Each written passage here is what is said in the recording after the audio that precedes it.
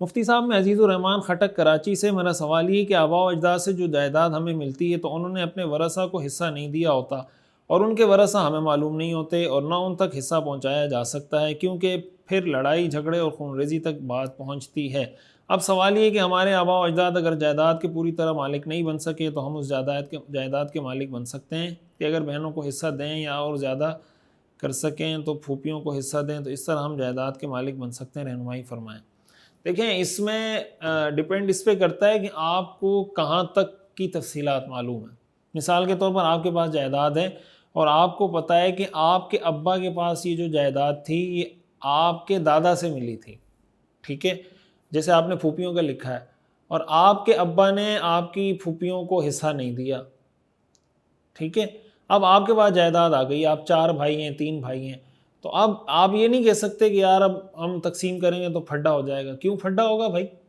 پھڈا ہوگا، ظاہر ہے پیسہ جائے گا، لوگ تکلیف تو ہوگی کہ بھائی آپ کسی سے پیسے لے کے کسی اپنی پھوپھی کو دے رہے ہیں، تکلیف تو ہوگی ان کو، لیکن یہ تو ان کا فرض حق ہے، واجب حق ہے، یہ تو ہر صورت میں ان کو دینا ہے. جہنم کا انگارہ ہے آپ کے لیے بھی، والد کے لیے بھی. اگر وہ نہیں کر کے گئے یا آپ نہیں کر رہے، اس کا تو قیامت کے دن قبر میں اس کا حساب کتاب دینا ہوگا. قیامت کے دن اس کے بارے میں پوچھا جائے گا. یہ تو اللہ تعالیٰ کا وہ حکم ہے جس کو قرآن کریم میں اللہ تعالیٰ نے وضاحت اور صراحت کے ساتھ بیان کر دیا ہے. اب مثال کے طور پر آپ کو یہ پتہ ہے کہ آپ کے دادا نے تقسیم نہیں کی تھی، آپ کو اس کی ڈیٹیل پتہ ہے، یا آپ کے ابا نے تقسیم نہیں کی، تو جہاں تک آپ کو تفصیلات کا علم ہے تو اس کے لیے پھر آپ کو کوئی طریقہ اختیار کرنا ہوگا، اور آپ کسی بھی دارالافتاء میں چلے جائیں، ان کو بتا دیں کہ میرے دادا کو یہ چیز میراث میں ملی تھی، میرے دادا نے تقسیم کرنی تھی، نہیں کی، اس میں وہ خاندان تھا، یہ خاندان تھا، فلاں فلاں، آپ ساری تفصیل بتائیں. آپ کو مفتیان کرام بالکل 2 + 2 4 کی طرح ساری چیزیں واضح کر کے بتا دیں گے کہ اس میں آپ کا کتنا حصہ ہے، آپ کی پھوپھی کا کتنا حصہ ہے، آپ کے چچا کا کتنا حصہ ہے، آپ کے جو رشتہ دار جس کا کوئی حصہ بن سکتا ہے، وہ آپ کو سارا ریٹن فارم میں لکھ کر دے دیں گے، اور پھر اس کے مطابق آپ تقسیم کرنے کی کوشش کریں. تو اس میں ایک بات یہ بھی عرض کر دوں کہ دیکھیں، بہت سی دفعہ ایسا ہوتا ہے کہ 3 بھائی ہیں، 3 میں سے 2 چاہ رہے ہیں کہ یار ہم کر دیتے ہیں، تقسیم دے دیتے ہیں پھوپھیوں کا حق، ایک اڑ جاتا ہے کہ نہیں یار میں نہیں دے رہا.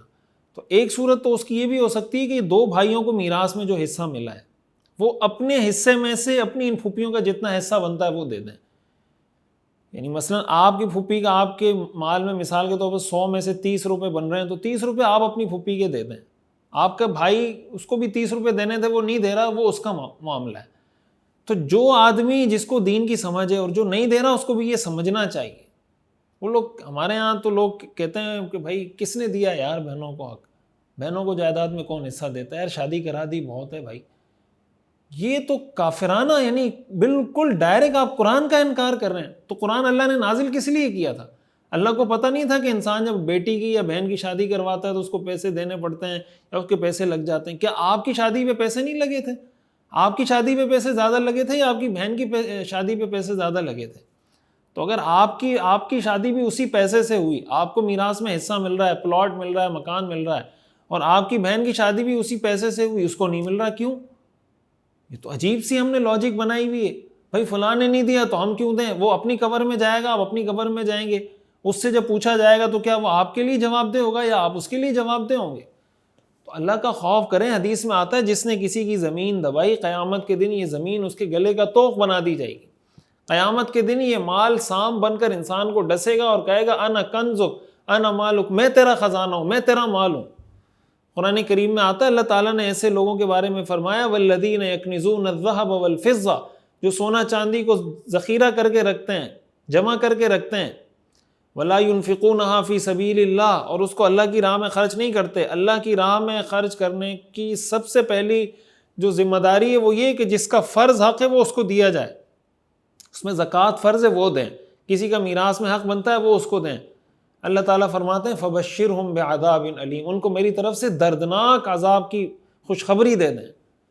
یوم یحمى علیہا فی نار جہنم، قیامت کے دن اس سونے چاندی کو جہنم کی آگ میں گرم کیا جائے گا، تپایا جائے گا. فتکوی بہا جباہہم وجنوبہم وظہورہم، پھر ان کی پیشانی کو، ان کے پہلوؤں کو، ان کی پیٹھوں کو اس سونے چاندی سے داغا جائے گا، یہ سونا چاندی یہاں لا کے رکھا جائے گا، تپا کے گرم کر کے چپکا دیا جائے گا، کہا جائے گا ھذا ما کنزتم لانفسکم، یہ ہے وہ جو تم جمع کر کے رکھتے تھے، فذوقوا، پس اب چکھو، اس کا مزہ چکھو جو تم نے جمع کر کے رکھا ہے۔ تو بھائی یہ 2 دن کی زندگی یہ ختم ہو جائے گی، آپ جھونپڑی میں رہ لیں، بلڈنگ میں رہ لیں، بنگلے میں رہ لیں، کہیں بھی رہ لیں، ختم ہو جانی ہے۔ اصل زندگی آخرت کی ہے۔ لوگوں کی دیکھا دیکھی یا پیسے کی ریل پیل دیکھ کر یا اپنا لائف اسٹائل دیکھ کر کسی کا حق دبانے کی کوشش نہ کریں، یہ دنیا میں بھی آپ کو تباہ کر دے گا، آخرت میں بھی تباہ کر دے گا۔ خاور اقبال کراچی سے پوچھتے ہیں مفتی صاحب یہ درود ناریہ کی کیا حقیقت ہے اور کیا اسے پڑھنے سے بیماری، غم، کاروباری مشکلات، رزق میں تنگی دور ہوتی ہے؟ دیکھیں یہ کسی حدیث سے تو ثابت نہیں ہے، یہ حدیث کتابوں میں لکھا ہوا ہے۔ درود بہتر یہ کہ وہ درود پڑھیں جو مسنون ہو، حدیث کی کتابوں میں آپ صلی اللہ علیہ وسلم سے کسی صحابی سے ثابت ہو۔ بہرحال یہ درود، اس کے الفاظ ٹھیک ہیں، جو میں نے گوگل پہ سرچ جو کیا ہے اور مجھے جو اس کے الفاظ ملے ہیں، میں آپ کو ایک دفعہ بتا بھی دیتا ہوں کہ درود ناریہ کے الفاظ کیا تھے جو میں نے دیکھے۔ اللہم صلی صلاۃ کاملۃ وسلم سلاما تاما علی سیدنا و مولانا محمد صلاۃ تنحل بها العقد وتنفرج بها الكرب وتقضى بها الحوائج وتنال بها الرغائب وحسن الخواتيم ويستسقى الغمام بوجهه الكريم وعلى آله وصحبه في كل لمحة ونفس بعدد كل معلوم لك۔ یہ الفاظ ہیں، الفاظ اس کے ٹھیک ہیں، الفاظ میں کوئی ایسی وہ نہیں ہے۔ باقی بعض علماء کا، بزرگوں کے مجربات میں سے بھی ہے کہ ایسے اللہ تعالیٰ مسائل حل فرما دیتے ہیں، تو کوئی پڑھنا چاہے تو پڑھ سکتا ہے، لیکن اس کو سنت سمجھ کے نہیں۔ مفتی صاحب زاہد نے ایک دکان کرایہ پر لی، دکان کا جو مالک تھا اس نے کہا کہ اب آپ جو بھی کاروبار کرو گے میں آپ کے ساتھ شراکت کروں گا، لیکن زاہد نے کہا میں شراکت نہیں کرتا، ایسا کرتے ہیں کہ دکان کی ڈیکوریشن میں جتنا خرچہ آئے گا وہ آپ کرو، میں آپ کو مہینے کا 10,000 روپے بطور ٹھیکہ دوں گا دکان کے کرائے کے علاوہ۔ ایسا کرنا جائز ہے۔ دیکھیں اس کو کرائے کے طور پہ آپ وہ کر لیں کہ ڈیکوریشن اس نے کی ہے دکان کی تو وہ اس کی ملکیت ہے، مثلا 10,000 روپے کرایہ اور 10,000 اس نے یہ کہا کہ بطور ٹھیکہ دوں گا، تو آپ یہ معاملہ یوں کرنے کے بجائے یوں کر لیں کہ یار 20,000 روپے کرایہ آپ نے مجھے دینا ہے، بس آپ اس کو کرائے کی وہ بنا لیں۔ اس طرح کا جو معاملہ کریں، یہ معاملہ اس طرح ٹھیک نہیں، آپ اس کو کرائے کی وہ بنا لیں اماؤنٹ، کہ پہلے کرایہ 10,000 تھا، 10,000 آپ اس میں لینا چاہ رہے ہیں، آپ اس کو کہیں کہ بھائی اس دکان کا میں آپ کو 20,000 روپے کرایہ دوں گا، وہ آپ سے کرایہ لے لے، اور باقی اگر وہ آپ کے ساتھ انویسٹ کرتا ہے، پارٹنرشپ کرتا ہے، تو پھر فکس اماؤنٹ آپ اس کو نہیں دے سکتے، پھر آپ کو ریشو وائز جو ایکچول پروفٹ ہے اس کا ریشو طے کرنا ہوگا کہ جو بھی مجھے پروفٹ ہوگا اس کا اتنا % میں آپ کو دوں گا۔ مسجد کی کوئی بھی چیز مسجد سے باہر لے جانا صحیح ہے، مسجد کی کوئی چیز باہر لے جانا صحیح نہیں، مسجد کی جو چیز ہوتی ہے وہ وقف ہوتی ہے، اس لیے اس کا کہیں اور استعمال جائز نہیں ہے۔